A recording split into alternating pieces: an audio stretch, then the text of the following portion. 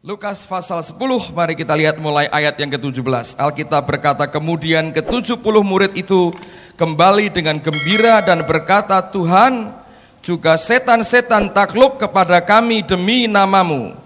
Lalu kata Yesus kepada mereka, aku melihat iblis jatuh seperti kilat dari langit. Sesungguhnya aku telah memberikan kuasa kepada kamu untuk menginjak ular dan kalajengking, dan kuasa untuk menahan kekuatan musuh, sehingga tidak ada yang akan membahayakan kamu. Namun demikian janganlah bersukacita karena roh-roh itu takluk kepadamu, tetapi bersukacitalah karena namamu ada terdaftar di surga. Lalu kemudian pada ayat berikutnya, ini statement yang luar biasa. Dia berkata begini, pada waktu itu juga bergembiralah Yesus di dalam Roh Kudus dan berkata, dengarkan apa yang dia katakan, aku bersyukur kepadamu Bapa, Tuhan langit dan bumi, karena semuanya itu engkau sembunyikan bagi orang bijak dan orang pandai, tetapi engkau nyatakan kepada orang kecil.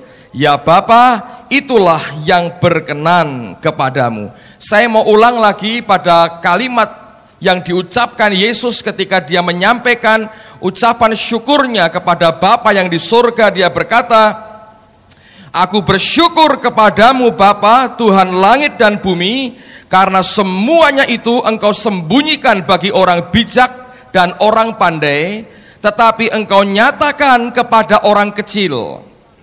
Orang kecil di sini dalam bahasa Inggrisnya babes, jadi seperti bayi. Orang yang simple, orang yang sederhana. Ya Bapa, dikatakan itulah yang berkenan kepadamu. Aneh sekali akan statement ini. Sebab dilatar belakangi dengan ketika dia mengutus akan murid-muridnya yang jumlahnya 70 pada waktu itu. Diberinya otoritas, diberinya kuasa, dan dia berkata, sekarang kalian pergi. Nah, mereka tanpa berbantah-bantah, mereka langsung melakukan apa yang diperintahkan oleh Tuhannya. Nah, pada waktu mereka kembali memberikan akan laporan kemenangan mereka, dia bersukacita di dalam Roh Kudus. Kata bersukacita di sini dalam bahasa aslinya adalah leaping and shouting. Dia melompat dan dia bersorak-sorai. Nah, kemudian dia menaikkan doa dan dia berkata, apa yang membuat dia bersukacita? Dia berkata, Bapa, engkau sembunyikan semuanya ini, apa itu? Sesuatu yang bisa menghasilkan power yang begitu dahsyat, sesuatu yang bisa mengubah hidup orang, sesuatu yang bisa menyembuhkan yang sakit, yang membangkitkan orang mati, mematahkan belenggu, kuasa yang begini luar biasa, engkau sembunyikan bagi orang yang pandai, orang yang berhikmat, tapi engkau wahyukan kepada mereka yang kecil, mereka yang sederhana. Dan dia berkata, ya Bapa, itulah yang berkenan kepadamu. Saudara, saya merenungkan akan apa yang dikatakan Tuhan ini. Dan tadi malam saya membaca sebuah artikel menarik sekali.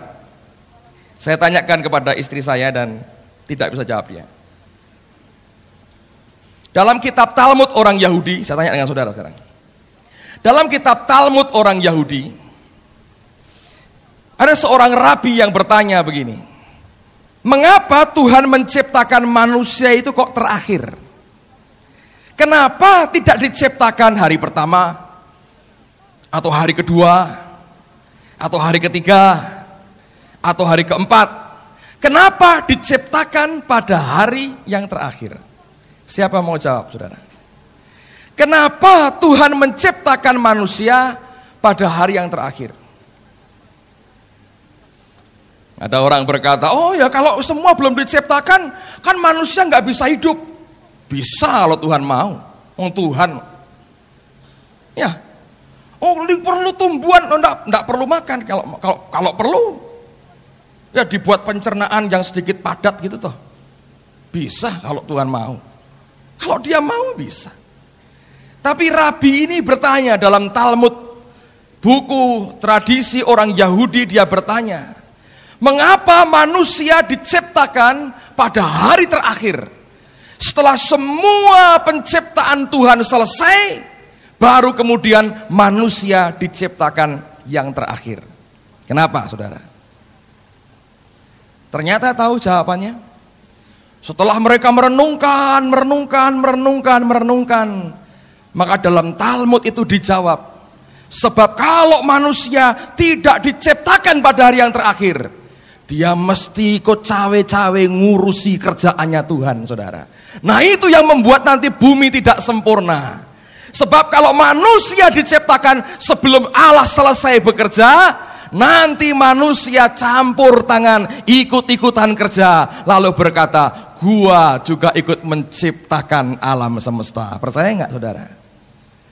Dan dari sononya kita harus tahu memang sebetulnya Allah itu mengerti. Tidak mungkin yang namanya manusia ini, kalau saya beri kesempatan sedikit saja, akan langsung, bahasa Jawanya, celandaan. Semua mau dia pegang. Semua. Awang dilarang pohon yang ini aja tidak, canda, saudara. Loh, bayangin, semua boleh, yang ini jangan, dicanda juga. Bayangin, saudara. Makanya diciptakan terakhir supaya tidak mengganggu pekerjaan Tuhan. No flesh shall glory in his presence. Tidak ada kedagingan yang mendapat bagian kemuliaan di dalam hadiratnya. Yesus berkata, Bapa, Engkau sembunyikan kepada orang-orang bijak, karena mereka itu selalu mau celandaan. Dengan segala hikmat kepandaian yang mereka punya, mereka akan mencoba untuk buat sesuatu. Saudara tahu apa yang terjadi kalau Allah menciptakan manusia pada hari pertama? Manusia mungkin akan ciptakan kembang plastik semacam ini, saudara. Ganti daripada yang asli, dia akan ciptakan yang semacam ini. Betul nggak? Semua yang Allah buat, manusia mau buat tiruannya. Allah buat gunung, manusia buat gunungan, wayang gunungan, saudara. Dia buat, selalu dia buat tiruannya. Apapun dia buat, tumpengan, gunungan, selalu dia buat. Nggak bisa dari gunung yang beneran, dari sego ketan dia buat gunungan. Selalu dia mau buat. Itulah sebabnya dia berkata, itu yang berkenan di hadapanmu. Ketika dia wahyukan kepada orang yang simple. Orang yang simple ini bukan orang blow-on, saudara. Tapi ini justru orang yang tahu menempatkan dirinya di hadapan Tuhan. Dan kita akan belajar dan akan terus belajar menjadi orang yang simple dan bukan jadi orang yang berhikmat dengan hikmat dunia. Dan kalau kita perhatikan dari apa yang Tuhan kerjakan, saudara akan dibuat kagum karena apa yang Allah kerjakan tidak pernah dia melakukannya dengan suatu cara yang rumit dan berbelit-belit. Jalan Tuhan itu begitu lurus dan begitu simple sebetulnya. Sedemikian sederhana sehingga manusia berkata, ini pasti bukan dari Tuhan. Manusia dengan konsep kecenderungan pemikirannya selalu rumit.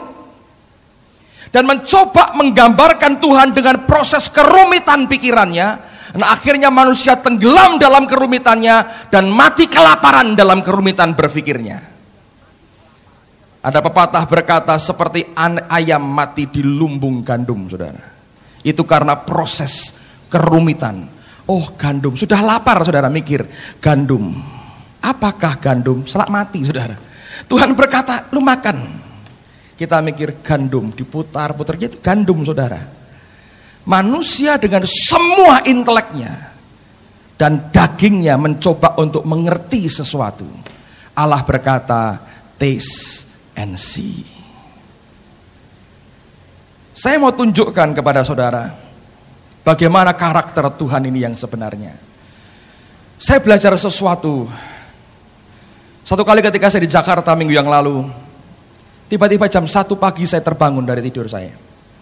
Dan Tuhan berkata, pertolongan yang daripadaku kepada orang-orang yang berseru kepadaku tidak pernah jauh dari jangkauan mereka sebetulnya.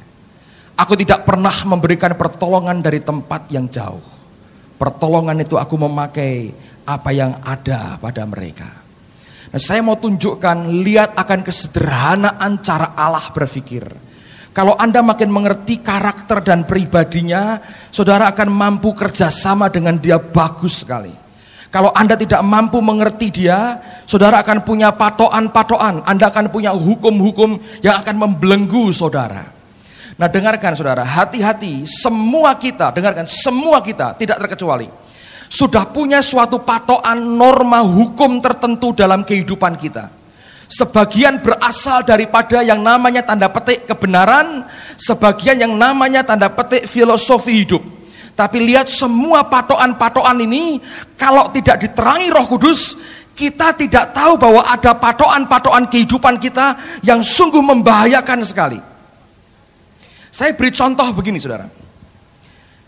Orang Chinese di perantauan punya suatu komitmen bersama yang namanya tolong menolong. Anda mesti ngerti ya, tolong menolong. Saya tidak ngerti persis akan filosofinya, tapi kira-kira itu patokan yang sangat kuat. Bagus gak tolong menolong? Kalau melihat ada orang sebangsanya susah, mari ditolong. Apa yang bisa kita bantu, kita bantu. Apa yang bisa saya beri, kita beri. Oke. Nah, filosofi ini nampaknya begitu bagus, tetapi hanya dilihat dalam satu kacamata tolong menolong. Lalu kemudian orang mencoba untuk pokoknya aku harus hidup baik. Caranya adalah tolong menolong. Tapi Anda harus mengerti, kata itu sendiri bisa merupakan hukum yang menjebak kita. Kalau tidak kebenaran Tuhan itu membuka pertolongan seperti apa yang kita boleh berikan, pertolongan seperti apa yang tidak boleh kita berikan. Pertolongan seperti apa yang kalau kita berikan membuat kita diberkati, pertolongan seperti apa yang kalau kita kerjakan membuat kita terkutuk. Alkitab berkata, jangan menjadi penanggung sesamamu. Tapi kalau Anda pakai filosofi dunia ini, oh saya perlu tolong, orang ini susah.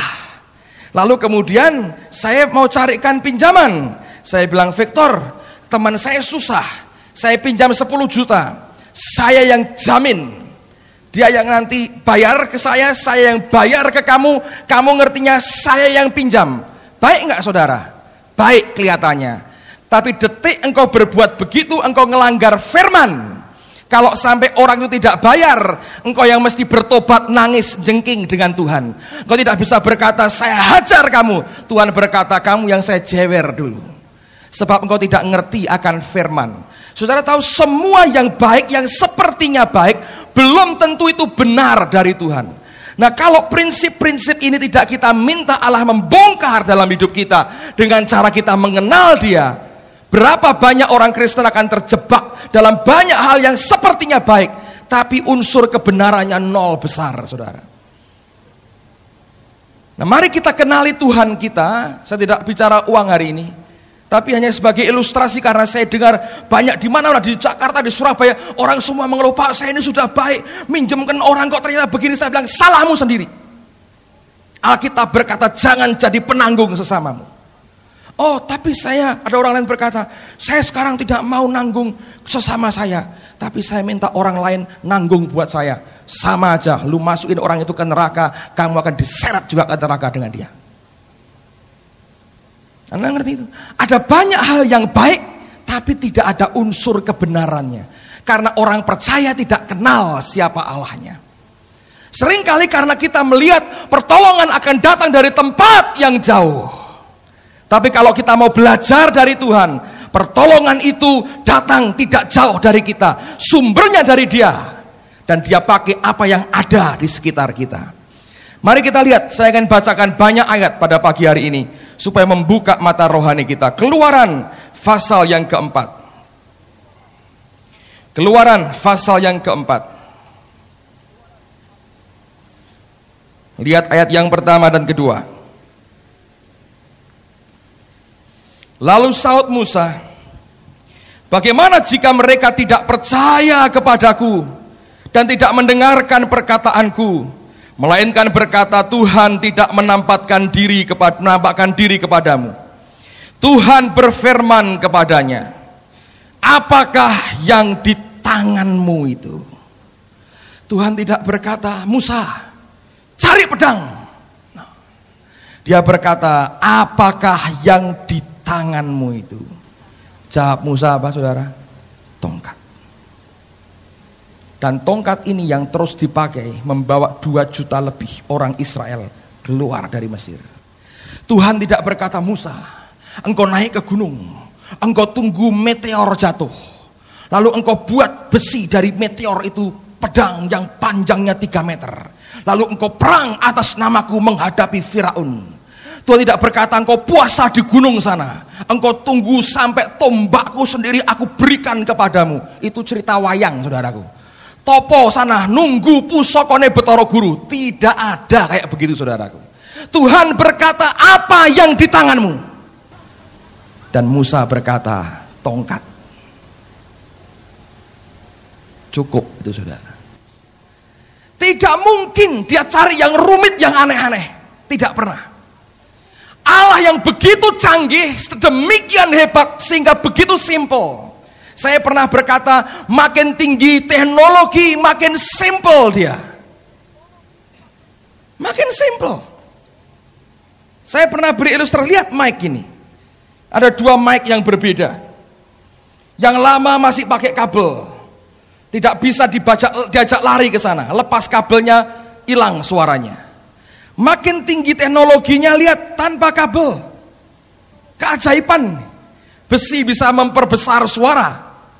Tapi teknologi makin simpel digunakannya. Allah yang maha besar begitu sederhana dalam kehidupan kita. Ketika Musa bertanya apa buktinya, Tuhan berkata, apa yang ada pada tanganmu? Dan dia berkata, tongkat. Itu aja yang dia pakai. Lihat bukti berikutnya. 2 Raja-Raja pasal yang keempat. Saya mau tunjukkan kepada saudara. 2 Raja-Raja pasal yang keempat. Lihat mulai ayat yang pertama juga. 2 Raja-Raja 4 ayat yang pertama. Salah seorang dari istri-istri para nabi mengadukan halnya kepada Elisa sambil berseru, hambamu suamiku sudah mati dan engkau ini tahu bahwa hambamu itu takut akan Tuhan. Tetapi sekarang penagih hutang sudah datang untuk mengambil kedua orang anakku menjadi budaknya. Jawab Elisa kepadanya, apakah yang dapat ku perbuat bagimu? Dia tidak berkata, mari saya pinjamin uang, mari saya carikan pinjaman, mari saya mintakan derma. Tidak, saudara. Pertolongan tidak jauh dari yang bersangkutan. Alkitab berkata, beritahukanlah kepadaku apa-apa yang kau punya di rumah. Tidak dicari yang kau tidak punya, tapi apa-apa yang kau punya di rumah. Berkatalah perempuan itu, hambamu ini tidak punya sesuatu apapun di rumah kecuali sebuah buli-buli berisi minyak. Dan itu cukup, saudaraku. Kecuali, sudah cukup. Aku tidak punya apa-apa kecuali cukup. Saudara, saya kenal dengan seorang di kota Jember. Dia baru mengalami kebangkrutan yang luar biasa. Dan dia cerita, pada waktu itulah dia bertobat, dia terima Tuhan. Dan sekarang orang ini ekstrim sekali menurut orang dunia. Tidak doyan kartu kredit, tidak doyan lain. Yang maunya hanya BCA cash dan niaga cash, saudara. Semua cash. Tidak utang, tidak apa, nggak ada utang-utangan. Wih, ekstrimnya luar biasa. Dalam waktu 1,5 tahun dipulihkan Tuhan. Dia cerita ketika dia sengsara, dia ditangkap oleh debt collector, dibawa ke tengah sawah. Mau dibunuh. Dihadapi dengan tenang sekali. Dia berkata, dibawa. Pulangkan sendiri, saudara. Sampai akhirnya ini tukang tagihnya jadi temannya dia, yang nagih lainnya ditendangi sama orang ini. Jadi proteksi tanpa dibayar, saudara. Akhirnya dibawa kantor polisi.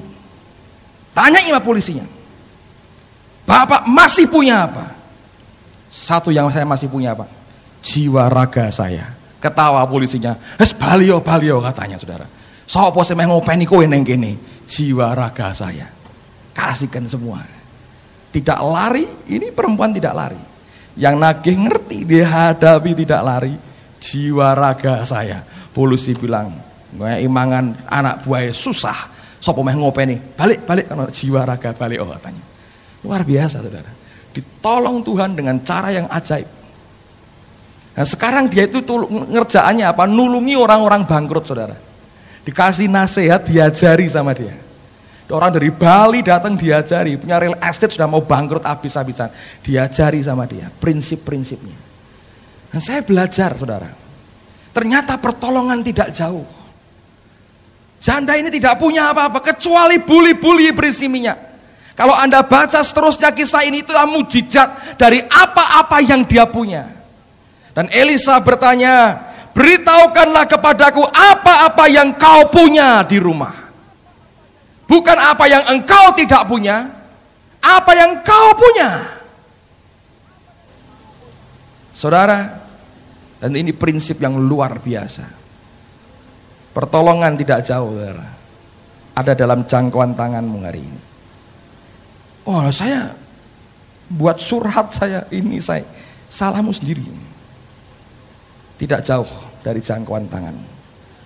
Apa yang di tanganmu Musa? Tongkat.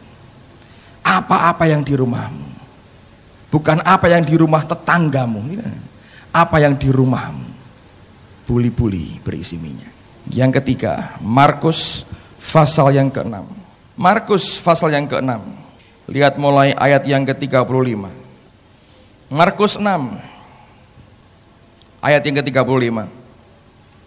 Pada waktu hari sudah mulai malam, datanglah murid-muridnya kepadanya dan berkata, tempat ini sunyi dan hari sudah mulai malam. Suruhlah mereka pergi supaya mereka dapat membeli makanan di desa-desa dan di kampung-kampung di sekitar ini. Tetapi jawabnya, kamu harus memberi mereka makan. Kata mereka kepadanya, jadi haruskah kami membeli roti seharga 200 dinar untuk memberi mereka makan? Tetapi ia berkata kepada mereka, lihat ini, berapa banyak roti yang ada padamu? Cobalah apa saudara? Periksa. Orang Kristen itu belum, wah saya nggak punya apa-apa, entek-entekan pak saya ini. Loh, kalau Anda memang tidak punya apa-apa, dengerin baik-baik. Yang ada padamu akan diambil, kata Alkitab. Kalau Anda punya lebih, Anda akan diberkati lebih. Ini Tuhan itu aneh, saudara. Ada orang diberi 5 talenta, 2 talenta, 1 talenta. Yang 5 jadi 10, yang 2 jadi 4, yang 1 tetap 1. Tuhan Yesus tidak berubah, dia juga tidak berubah, talenta tidak berubah, 1 abadi, saudara. Yang 1 diambil, diberikan kepada siapa? Yang 10. Nah kok gitu Pak? Ya suka itu. Memang begitu kok. Tapi Tuhan berkata, berapa roti yang ada padamu? Cobalah periksa. Periksa dulu. Sebelum berkata aku sudah tidak punya apa-apa. Karena sumber pertolongan yang akan Tuhan pakai dalam hidup anak-anaknya tidak pernah di luar jangkauan tangannya untuk bisa meraih. Ada di sekitar kamu dan ada di dalam dirimu sendiri, saudara. Kalau Anda mau tahu, itulah cara Tuhan menolong kita.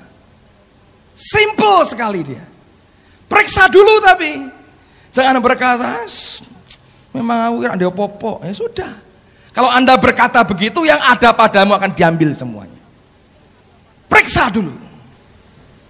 Tuhan, dalam hidupku ini ada berkat, ada alat yang Tuhan akan pakai untuk memberikan sesuatu yang mulia. Dalam pergumulan apapun, saudara, tidak jauh sebetulnya. Kemarin sore waktu pernikahan adik saya saksikan tentang seorang yang bernama Agustinus. Anda tahu nama Agustinus? Santo Agustinus. Orang Katolik menyebut dengan nama Santo, orang suci. Dia adalah bapak gereja, seorang teolog terkenal sekali. Tulisan yang sangat hebat adalah tentang The City of God, kota Allah. Kalau Anda pernah belajar tentang tokoh ini tokoh yang luar biasa dan sampai sekarang dihormati orang, Santo Agustinus. Ketika masa remajanya, ia seorang pemuda yang brengseknya luar biasa. Ibunya mencoba didik dia dengan segenap hati tapi gagal, saudara. Lalu ibunya berpikir mungkin pastoran itu, tempat para pastor itu tinggal, bisa merupakan tempat penampungan buat anak saya. Siapa tahu kelak mereka bisa mendidik anak saya jadi pastor, dan kemudian dia bertitipkan kepada pastor yang ada dan dia berkata, "Pastor, tolong rawat anak saya di biaramu. Aku tidak sanggup lagi untuk didik anak ini." Lalu kemudian pastornya berkata, "Baik, serahkan kepada saya. Kami didik dia supaya jadi imam kalau perlu." Waduh, ibunya senang, saudara. Masukkan ke biara, dan kemudian di sana kumpul dengan para biarawan. Sekian bulan kemudian pastor yang sama panggil ibunya, "Aku mau bicara dengan engkau, ibu." Pikir ibunya, "Wah, anakku sudah alim, pastor mau beritahu bahwa anakku sudah baik." Begitu sampai di kantor pastornya geleng-geleng kepala berkata, "Kami semua kaum biarawan di sini tobat dengan anak ini. Bukan mereka yang didik dia, tapi dia yang didik kami semua, jadi nggak karuan nih gara-gara anak ini. Saya sudah coba, ibu, tidak sanggup, ini Agustinus bawa pulang aja." Ibunya sedih, saudara. Bawa pulang anaknya keluar nyengir, dia berkata, "Gua menang, pastor kalah semua sama gua." Ini anak brengseknya luar biasa. Tapi sebelum pergi, ibu yang tua ini masih sempat menoleh kepada pastor itu, dan pastor ini memberikan satu nasihat terakhir, dan nasihat ini yang mengubah hidupnya. Saudara tahu apa yang dia katakan? Pastor ini berkata kepada ibu tua ini, "Bawa pulang anakmu, mandikan saja dia dengan air mata." Itu aja. Bawa pulang, mandikan dengan air mata. Tidak berarti tiap hari dipersi, dimandikan. Begini, saudaraku, ditangisi di depan Tuhan. Itu artinya, kalau mau tahu. Saya khawatir ada orang keliru nangkep nanti tiap hari, "Pak, minta air matanya sedikit untuk ngadusi anak saya." Jangan jadi dukun-dukunan, saudaraku. Mandikan dengan air mata, ditangisi di depan Tuhan, dan hari ini jadi bapak gereja. Saudara tahu pertolongan tidak jauh. Ibunya cari di pastoran sana, tapi ketemunya ada di pelupuk matanya, di air matanya sendiri. Pertolongan Tuhan, sumber yang dia pakai tidak jauh dari hidup kita sendiri, karena dia Allah yang besar. Saudara kelak akan mengerti, dari kau bergaul dengan Tuhan, saudara akan tahu. Dan Tuhan berkata, "Berapa roti yang ada padamu? Coba periksa." Yang perlu dilihat hari ini adalah periksa dulu. Saudara akan lihat bagaimana Tuhan sudah sediakan begitu nyata dan gamblang di depan kita. Amen, saudaraku. Berikutnya Yohanes pasal yang kedua. Yohanes pasal yang kedua, ayat yang pertama mulai. Pada hari ketiga ada perkawinan di Kana yang di Galilea, dan ibu Yesus ada di situ. Yesus dan murid-muridnya diundang juga ke perkawinan itu. Ketika mereka kekurangan anggur, ibu Yesus berkata kepadanya, "Mereka kehabisan anggur." Kata Yesus kepadanya, "Mau apakah engkau daripadaku, ibu? Saatku belum tiba." Tetapi ibu Yesus berkata kepada pelayan-pelayan, "Apa yang dikatakan kepadamu, buatlah itu." Ayat 6, perhatikan, di situ apa, saudara? Ada 6 tempayan yang disediakan untuk pembasuhan menurut adat orang Yahudi, masing-masing isinya 2-3 buyung. Nah, itu yang pertama dia pakai. Di situ ada tempayan. Kalau tidak ada, ya tidak mungkin dipakai. Apa yang ada padamu? Coba diperiksa. Sebelum air berubah menjadi anggur, Alkitab berkata, di situ ada tempayan, saudara. Cara Tuhan kelak memberkati setiap kita, cara Allah memulihkan kita, cara Tuhan memberikan pertolongannya yang ajaib, bukan dari tempat yang jauh. Nanti kelak kita akan mengerti, semua kita akan mengerti, sungguh sumbernya itu tidak jauh dari kita. Coba lihat Mazmur 121. Saya suka dengan ayat ini. Lihat pada ayat yang pertama dan ayat yang kedua. Mazmur 121. Pemazmur menyampaikan sesuatu yang indah sekali. Alkitab berkata, nyanyian ziarah. Aku melayangkan mataku ke gunung-gunung.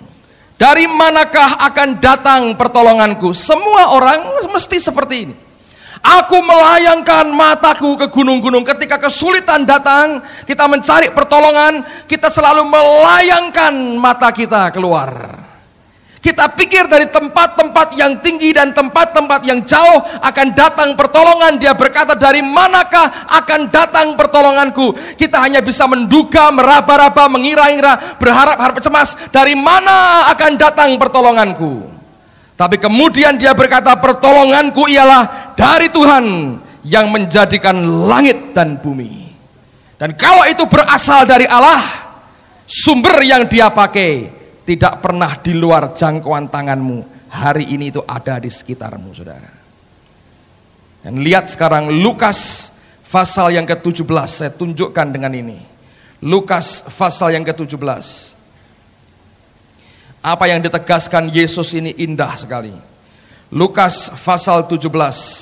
Alkitab berkata, lihat pada ayat yang ke-20 dan ayat yang ke-21. Alkitab berkata, Lukas 17 ayat 20 dan 21, firman Tuhan berkata, atas pertanyaan orang-orang Farisi apabila kerajaan Allah datang, Yesus menjawab, katanya, dengarkan, kerajaan Allah datang tanpa tanda-tanda lahiriah. Juga orang tidak dapat mengatakan, lihat, ia ada di sini atau ia ada di sana.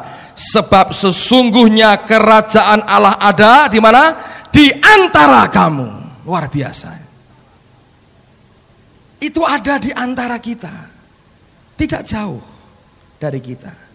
Jangan melayangkan matamu ke gunung-gunung. Ngerti semua pertolongan dari Dia. Dan salah satu sifat dari Bapakmu adalah, kalau Dia memberikan pertolongannya, tidak jauh dan tidak akan lepas dari sekitar jangkauan tangan kita. Saya tidak tahu akan angka persisnya, mungkin Thomas lebih tahu. Persembahan yang masuk dalam 1 minggu ini 31 atau 32 juta, ya sekitar itu. Nanti akan dilaporkan sebagian kepada saudara. Kita sudah melaporkan dalam minggu yang lalu bahwa kekurangan untuk hutang gereja minggu lalu adalah 29,8 juta. Dan persembahan yang dipersembahkan oleh jemaat ini total lebih dari 30 juta. Saudara, kalau ditanya hari ini, dan teman-teman panitia tentu setuju, sebagian besar 90% lebih dari semua yang akhirnya kita bisa selesaikan, ternyata bukan dari gunung-gunung yang di tempat-tempat lain yang terlalu tinggi yang kita berkata, apa mungkin itu datang. Tapi pertolongannya itu Tuhan memakai digerakkan hati anak-anaknya sendiri.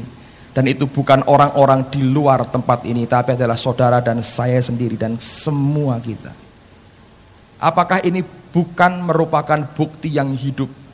Selama 7 bulan terakhir ini, setiap bulan saudara diterima laporan, Anda lihat bagaimana Tuhan menolong kita. Begitu cepat angka itu berakhir, dan tiba-tiba hari ini sore nanti kita mau bersuka cita karena semua pinjaman itu sudah diselesaikan, saudara.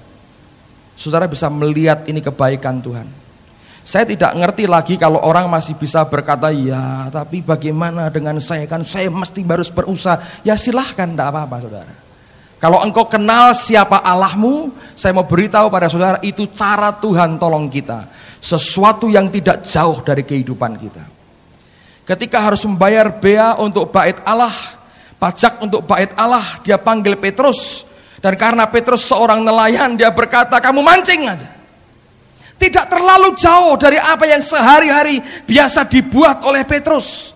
Dan ketika dia pancing, dia buka akan mulut ikan, dia dapatkan uang, dia bayarkan untuk bait Allah. Bagi Yesus dan bagi Petrus, semua yang dia kerjakan selalu demikian. Dan sepertinya begitu bodoh, begitu simple, begitu tidak berbobot nilai akademisnya. Tidak perlu, saudara. Dan sepertinya tidak ada satu konstruksi cara kerja yang begini. Ya, yang penting Tuhan memberkati. Caranya itu terserah dia, bukan cara kita. Saudara, belajar sesuatu yang bagus sekali. Saya pribadi belajar selama bulan-bulan terakhir ini. Lihat akan apa yang dia anugerahkan di tengah-tengah kita. Saya berkata ini ajaib sekali, saudara. Saya percaya Tuhan akan meneruskan pekerjaan yang besarnya di tengah-tengah kita. Amen. dengan cara yang sama. Dan jangan kita lagi berharap kepada gunung-gunung yang tinggi, berharap kepada Allah. Kerajaan Allah tidak di sana, tidak di sana. Kerajaan Allah ada di antara kamu. Kenapa sebetulnya ini? Nah, dengarkan saudara. Saya mau sampaikan hal ini penting sekali. Karena ini menyangkut akan gereja lokal. Dan ini yang akan kita buat nanti sore. Saya mau minta semua Anda hadir nanti malam dalam kebaktian kedua jam 5 sore. Ini merupakan celebration, ini merupakan ucapan syukur dari semua kita. Kenapa kita buat perjamuan kudus? Saya belajar sesuatu. Kekuatan dari orang percaya terletak pada kematian dagingnya. Keperkasaan dan kedahsyatan kuasa Yesus terjadi pada saat kematian dan kebangkitannya 2000 tahun yang lalu. Hal yang sama kita alami bersama-sama. Kita mengalami dimatikan dengan begitu banyak cara. Dan teman-teman mungkin mengerti persis pergumulan demi pergumulan yang dilewati selama paling berat 2 tahun terakhir ini. Dan semua itu membawa pada proses kematian. Dan ini semua akan mengingatkan kepada kita bahwa kekuatan terbesar adalah kalau sungguh firman Tuhan berkata, no flesh shall glory in his presence. Itulah sebabnya kita buat perjamuan kudus. Karena kita tahu semua dan akan terus diingatkan, kematian seperti ini akan menghasilkan akan lahirnya kekuatan rohani besar di tengah-tengah kita. Dan bukan hanya itu, saya ingin supaya nanti malam sebisa-bisanya semua jemaat didoakan. Saya tahu saudara bahwa salah satu bagian dari berkat adalah memberi pinjaman dan tidak pinjam. Salah satu bagian dari kutuk adalah engkau pinjam dan engkau tidak meminjami. Nah, oleh karena Tuhan telah membereskan akan gereja ini dari ikatan akan hutang yang selama 4 tahun membelenggu kita, sudah waktunya sekarang sebagai gereja juga akan diwakili oleh beberapa pengurus yang ada mendoakan akan jemaat supaya Anda juga diberkati. Saya mau percaya dan saya mau beriman, dan mulai hari ini tidak ada satu orang pun yang terus terikat dengan hutang di tengah-tengah kita. Amen, saudaraku. Saya mau hidup setiap jemaat makin diberkati. Kalau Anda baca di Alkitab, nanti di rumah Anda baca kitab Hagai. Setiap kali orang-orang percaya membangun akan rumahnya, itu membawa akan berkat Allah yang luar biasa dalam kehidupan pribadi mereka. Dan saya mau mengundang semua Anda hadir. Cari waktu, cancel semua acara yang ada. Kumpul lagi jam 5 sore dan pengurusnya jam 4 datang sembayang dulu. Minta supaya ini hari merupakan hari breakthrough, hari terobosan juga untuk keluargamu masing-masing. Dan hidup pekerjaan rumah tangga apapun dalam hidupmu. Mari sembayang sama-sama, minta kepada Tuhan. Kerajaan Allah ada di antara kamu. Tidak usah lihat ke gunung-gunung yang tinggi. Kerajaan Allah itu ada di antara kamu. Nah, sekarang bagaimana prosedurnya? Kita mesti ngerjakan apa? Mari kita lihat Mazmur 133. Mazmur 133. Tadi pagi Tuhan ingatkan akan ayat ini, saya ingin bacakan buat saudara. Mazmur 133. Judulnya Persaudaraan yang Rukun. Nyanyian Siarah Daud. Sungguh alangkah baiknya dan indahnya apabila saudara-saudara diam bersama dengan rukun. Kata diam bersama dalam terjemahan literalnya adalah sitting together, duduk bersama-sama. Kalau kita duduk bersama-sama, ini bicara tentang suatu umat yang terhimpun pada satu lokasi yang sama. Dalam terjemahannya untuk hari ini adalah gereja lokal sebetulnya. Satu kumpulan yang bisa memungkinkan kita duduk bersama-sama. Tubuh Tuhan itu satu di seluruh dunia, tapi kita tidak bisa sitting together hari ini dengan mereka yang di luar kota atau mereka yang di luar negeri. Tapi Anda ini sitting together, duduk bersama-sama. Setiap minggu, setiap beribadah, kita semua sitting together, kita duduk bersama-sama. Nah, apa yang dikatakan sungguh alangkah baiknya dan indahnya apabila saudara-saudara sitting together, duduk bersama-sama dengan rukun, in unity, dalam kesatuan. Nah, apabila kita duduk bersama-sama, sitting together in unity, dalam kesatuan, apa yang terjadi? Seperti minyak yang baik di atas kepala, meleleh ke janggut, yang meleleh ke janggut Harun dan ke leher jubahnya. Lihat, seperti imam besar yang diberikan itu berkat urapan untuk imam besar, yaitu minyak di atas kepala Harun.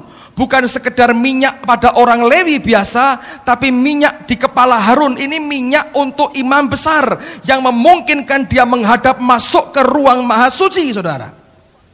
Dan ketika diberikan itu dari kepala, meleleh terus sampai ke janggutnya, sampai ke leher, sampai ke jubahnya, turun ke badan dan ke tubuhnya.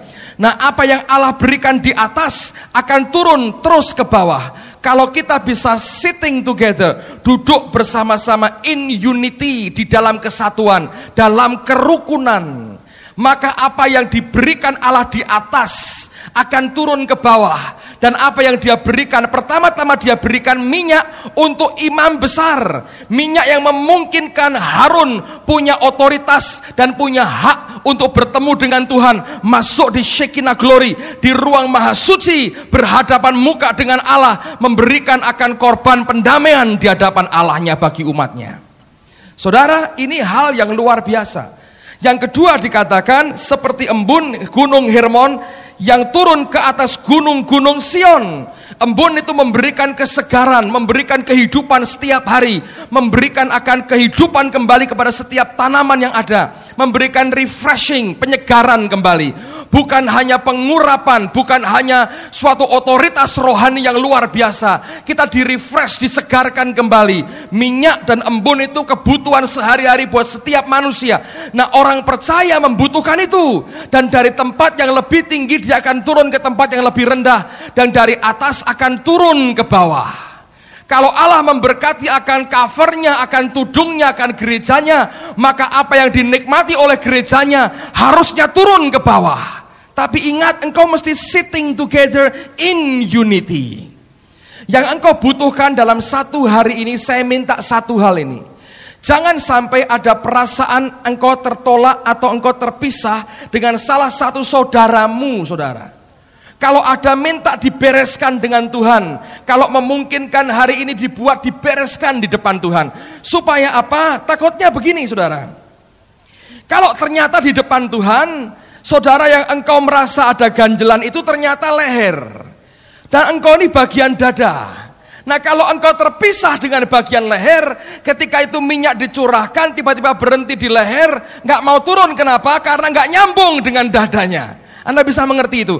Kalau kita sitting together, kita duduk bersama-sama in unity, di dalam kerukunan, maka ketika kita makin rukun, makin dekat, makin nyatu, maka minyak itu dan embun itu akan turun dengan makin kuat, makin kuat, makin kuat, merambat di seluruh tubuh kita. Yang dari atas diberikan oleh Allah akan turun, tercurah dan tercurah dan tercurah, dan semuanya akan masuk dan semuanya akan diberkati.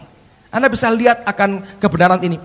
Dan kemudian dikatakan, sebab kata firman Tuhan, kesanalah Tuhan memerintahkan apa? Berkat, kehidupan untuk selama-lamanya. Orang lagi tidak akan cari berkat, tapi berkat yang diperintahkan Tuhan, kamu datang ke orang itu, kamu tinggal di sana, jangan tinggalkan dia, peluk dia dengan dekat, dengan erat-erat, dan jangan pernah pergi daripadanya. Ketika Allah memerintahkan berkat, dia perintahkan juga kehidupan. Dan bukan kematian, dia berikan selama-lamanya. Luar biasa sebetulnya apa yang dikatakan oleh Daud dalam nyanyian Siarah ini. Kerajaan Allah itu ada di antara kamu. Apa yang sedang Tuhan kerjakan ini pekerjaan yang besar sekali. Saya tahu ini merupakan sesuatu yang sangat indah sekali. Saya mengalami, saudara. Saya mau berterima kasih untuk doa yang Anda naikkan. Saya hari Kamis betul-betul tidak tahan. Suhu badan saya 39 sampai 39,97. Saya nggak tahu. Istri saya telepon Dokter Lydia, telepon Dokter Mary. Dokter Mary ditelepon malah jerking. Bu, aku mau telepon malah jerking. Yang saya kepanasan, ini suhu badan saya sudah naik. Istri saya ketawa-ketawa. Lagi piye? Tak jalur itu loh kok malah jerking. Katanya begitu. Ini kalau membuat dia yang nyuntik, DR Charlie yang nganterin. DR yang tengah itu driver maksudnya, bukan dokter. Mana orangnya? Nggak ada. Jadi ini DR tiga, yang satu driver tapi baik. Dia takut ditangkap polisi bawa obat suntik. Nah, ini tuh saya dari kecil saya tidak tahu ya, tapi kalau sudah kena panas tinggi itu perlu beberapa hari untuk turun, saudara. Antibiotik suntik itu tidak bisa membuat turun di bawah 39,2 itu paling rendah. Setelah antibiotik setelah disuntik 39,2. Dan saya baru terima pelajaran satu dan saya tidak ingin praktek lagi. Katanya suruh mandikan, itu menggigil luar biasa, saudara. Saya kerjain semua dan saya nggak tahu, tapi Tuhan bagus sekali. Dan tiba-tiba pada Kamis kira-kira mungkin 8:30 lebih sedikit ya, saya nggak tahu. Biasanya gini, saudara, ya ini ngomong apa adanya ya. Kalau panas sudah turun, lalu kita buang air besar, biasanya begitu ya. Itu enggak, panasnya masih tinggi. Saya bilang sama Tina, ini kenapa sampai sekarang nggak turun-turun?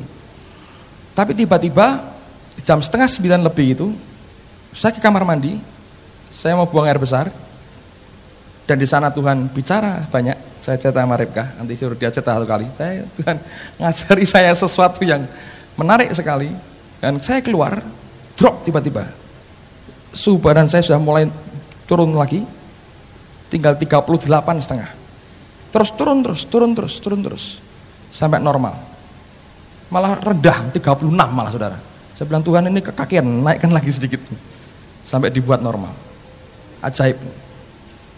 Saya tahu itu kalau saudara sembayang dengan unity, akan terjadi hasil yang luar biasa. Oh, terima kasih untuk obat suntiknya, terima kasih untuk itu semua vitamin dan semua obat, saya nikmati semua itu, bagian dari blessing saudara. Tapi lebih daripada itu, saya tahu Tuhan mengajar kita sesuatu. Ada suatu corporate anointing, tahu? Pengurapan yang bersama-sama yang diserukan, dinaikkan di depan Tuhan akan menghasilkan mujizat yang luar biasa. Saudara bisa mengerti itu? Ini terjadi. Baru Kamis yang lalu, saya alami sendiri. Saya bersyukur kepada Tuhan karena itu keajaiban yang luar biasa. Saya cerita sama istri saya berkata gini, apa perbedaan saya dengan jangan nyebut nama enak ya, teman saya hamba Tuhan itu. Teman saya itu kalau sakit di kamar sendirian, sembahyang sendiri, minum jahe atau apa, sembahyang, tengking setan, nobody cares gitu. Ya pokoknya Tuhan mau tutup amannya gitu. Tapi ketika saya sakit, terlalu banyak kasih yang dicurahkan. Saya bilang mungkin yang membuat kepribadian jadi berbeda ya. Dua-duanya sembuh. Yang satu ketika orang sakit, bangkit dong lu, wajar lu, gitu aja nggak bisa katanya. Yang kedua sembuh akan berbeda. Nah, berkata, oh orang sakit itu perlu dicurai kasih supaya dia bangkit. I don't know. Saya pilih yang saya nikmati sekarang, saudara. Saya tidak mau di kamar sendirian, saya tidak mau. Saya senang saya punya istri yang baik, saya senang saya punya teman-teman yang baik, saya senang saya punya jemaat yang baik. Amen, saudaraku. Family, keluarga, saudara. Itu keluarga. Haleluya. Jangan milih yang pertama. Kalau boleh jangan milih yang pertama. Oh itu hidup susah kayak Yohanes Pembaptis di padang gurun begini. Nah, saya mau kerja seperti Yesus sajalah. Kumpul dengan banyak orang. Haleluya. Rejoice in the Holy Spirit, saudara. Haleluya. Hidup itu menyenangkan. Haleluya. Amen, saudara. Ya masing-masing punya bakat dan talenta sendiri-sendiri, tapi thank God saya tidak yang itu, saudara. Dan saya tidak pernah mau ngelamar jadi yang begituan. Dan saya yakin, tapi semua jadi baik untuk kemuliaan nama Tuhan. Saudara siap untuk nanti sore? Saya berdoa, saya minta Anda semua hadir. Dan saudara, saya ingin melihat semua kita diberkati. Saya sudah terima permintaan, beberapa teman minta rumahnya didoakan, saudara, dalam bulan-bulan mendatang ini. Dan ini akan terus, beberapa tidak lapor, nah pemain saya bersyukur Anda diberkati Tuhan. Tapi beberapa minta, Pak berkati rumahnya, cari tanggal, oke, saya dengan senang hati, saya akan kerjakan. Saya melihat terus terang tiap bulan, selalu ada orang-orang akan diberkati dan beli rumah baru. Saya ingin supaya Anda semua diberkati, semua roh jiwa, tubuh, jasmani, materi saudara. Ini waktunya Allah memberkati kita. Amen saudaraku. Mari kita berdiri bersama-sama. Haleluya.